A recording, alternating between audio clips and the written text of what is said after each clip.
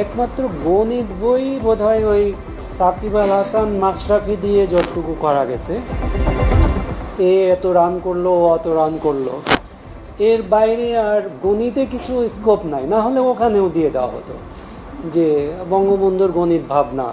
এই শান্ত শিষ্ট ইসলাম প্রিয় শান্তিপ্রিয় মুসলিমদেরকে উস্কানি দেয়া হচ্ছে, উত্তেজিত করার জন্য আমার নবীকে গালি দেয়া হচ্ছে।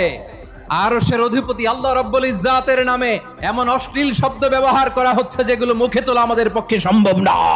কারিকুলাম বোর্ডে আবারও এই রাখাল রাহার মতো কুলাঙ্গারদেরকে সংযুক্ত করা হয়েছে, যারা মূলত ইসলাম বিদ্বেষী। তাদের বিভিন্ন লেখালেখির মাধ্যমে সেগুলো আমরা আইডেন্টিফাই করতে পারি। গত বছর নবম দশম শ্রেণীর বাংলা ব্যাকরণ ও নির্মিতি বইয়ে আদিবাসী শব্দ ব্যবহার করা নিয়ে বিতর্ক সৃষ্টি হয়েছিল। ওই বছরের 12 জানুয়ারি মতিঝিলে জাতীয় শিক্ষাক্রম ও পাঠ্যপুস্তক বোর্ড এনসিটিবি ঘেরাও করে স্টুডেন্ট ফর সভারেন্টি নামে একটি সংগঠন। সে সময় আন্দোলনে এনসিটিবির পাঠ্য বইয়ের সংশোধন ও পরিমার্জন কমিটির অন্যতম সদস্য রাখাল রাহাকে ওই বিতর্কের মূল হোতা বলে অভিযোগ তোলা হয়েছিল।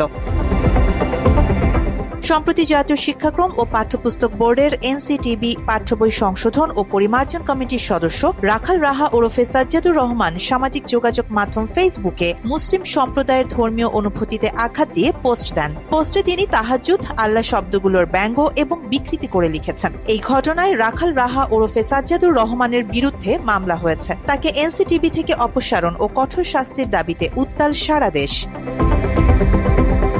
মাত্র 30% টাকায় জমির মালিক হয়ে নতুন বাংলাদেশের গড়ে তোলার স্বপ্ন দেখা বাংলা বসতি। ফেসবুক পোস্টের পর থেকেই সাধারণ মানুষ দেশের বিভিন্ন জেলায় তার বিচারের দাবিতে বিক্ষোভ করেছে। রাখাল রাহাকে পাঠ্যপুস্তক বোর্ড থেকে অপসারণ চেয়ে বিবৃতি দিয়েছেন দেশের 150 আলেম। বিবৃতিতে 150 আলেম দাবি করেন, ফেসবুকে পোস্ট করে তিনি শুধু ধর্মীয় অনুভূতিতে আঘাত হানার মধ্যে সীমাবদ্ধ নয়, বরং এটি পরিকল্পিতভাবে ধর্মীয় উত্তেজনা সৃষ্টি, সামাজিক বিভাজন উস্কে দেওয়া।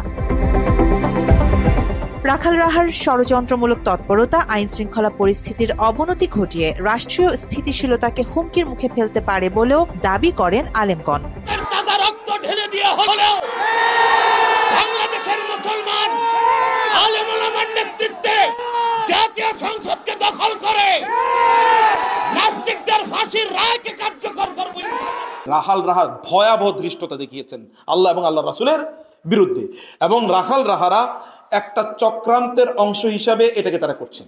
বাংলাদেশকে অস্থিতিশীল করা এবং এখানে আবার দাঙ্গা তৈরি করে দেয়া এবং চারিদিকে দেখানো যে আমরা একটা কি ভালো নাই, আমরা খুবই খারাপ অবস্থা আছে, অতএব তোমরা হস্তক্ষেপ করো, তোমরা আমাদেরকে শাসন করো, এরকম একটা চক্রান্তের অংশ হিসেবে এটা করছে কিনা এটা অবশ্যই তদন্ত করা উচিত।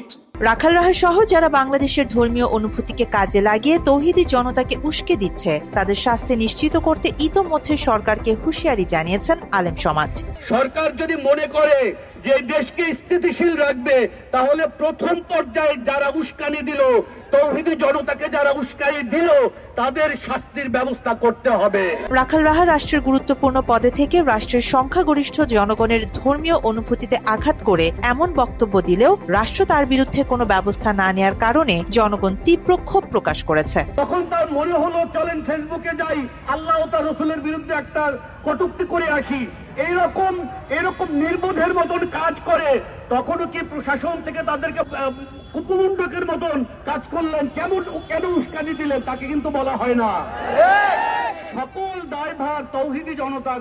রাখাল রাহার বিরুদ্ধে ঢাকা, চট্টগ্রাম সহ প্রায় সকল জেলায় ছাত্র শিবিরের পক্ষ থেকে বিক্ষোভ মিছিল করতে দেখা গেছে। রাখাল রাহার বিরুদ্ধে প্রতিবাদী লেখা সম্বলিত ফ্ল্যাগ হাতে রাজধানীর বিভিন্ন স্থানে বিক্ষোভ করেছে শিক্ষার্থী ও আলেম সমাজ। রাখাল রাহাকে তার দায়িত্বরত পদ থেকে অপসারণ ও কঠিন শাস্তির দাবি জানিয়েছেন বিক্ষোভকারীরা। রাখাল রাহার বিচারের কাল বিলম্ব করা হলে সেটি দেশের মানুষ মেনে নেবে না বলেও সরকারকে হুঁশিয়ারি জানিয়েছেন তারা। ধর্মীয় অবমাননা, উস্কানিমূলক প্রচার রোধে বিশ্বব্যাপী বিদ্যমান আইন ও আন্তর্জাতিক দৃষ্টান্ত পর্যালোচনা করে বাংলাদেশের দৃঢ় ও কার্যকর ব্লাসফেমি আইন প্রণয়ন করতে হবে। মাধ্যমে ধর্মীয় অবমাননার সকল ধরনের অপরাধের জন্য দৃষ্টান্তমূলক শাস্তি নিশ্চিত করতে হবে। ফেসবুকে দেয়া স্ট্যাটাস ঘিরে সাধারণ মানুষের তোপের মুখে রাখাল রাহা তার ওই স্ট্যাটাসের জন্য ভুল স্বীকার করেছেন। তিনি মুসলমান সমাজের কাছে ক্ষমাও চেয়েছেন। শুক্রবার রাতে নিজের অ্যাকাউন্ট থেকে একটি স্ট্যাটাস দিয়ে ক্ষমা চেয়েছেন রাখাল রাহা। এর আগের স্ট্যাটাসটিও তিনি ডিলিট করেছেন। রাখাল রাহা স্ট্যাটাসে লিখেছেন, যা কিছু হয়েছে ঘটেছে এটা আমার ভুল। একটা ভুল বুঝতে গিয়ে আরেকটা ভুল। আমি আবারও আমার ভুল স্বীকার করছি। আল্লাহ তাআলা আমাকে ক্ষমা করুন, মুসলমান সমাজ আমাকে ক্ষমা করুন, সৃষ্টিকর্তা আমাদের সবার মঙ্গল করুন, বাংলাদেশকে শান্তি ও সমৃদ্ধির দিকে পরিচালিত করুন। রাখাল রাহা ভুল স্বীকার করে ক্ষমা চাইলেও সাধারণ মানুষ ও আলেম সমাজের দাবি তাকে জাতীয় শিক্ষাক্রম ও পাঠ্যপুস্তক বোর্ড এনসিটিবি থেকে অপসারণ করে বিচারের মুখোমুখি করার। সাধারণ মানুষ, ছাত্র সমাজ, আলেম সমাজের দাবি সাজ্জাদুর রহমান থেকে নিজেকে রাখাল রাহা পরিচয় দিয়ে অ্যান্টি ইসলামিক কর্মকাণ্ড বাংলাদেশের সংখ্যাগরিষ্ঠ মানুষ মেনে নেবে না। সেই সাথে রাষ্ট্রের দায়িত্বশীল পদে থাকা অন্যান্যদেরও এই ঘটনার পর নতুন করে হুঁশিয়ার করা হয়েছে। আরিবা জাহান, বাংলা এডিশন।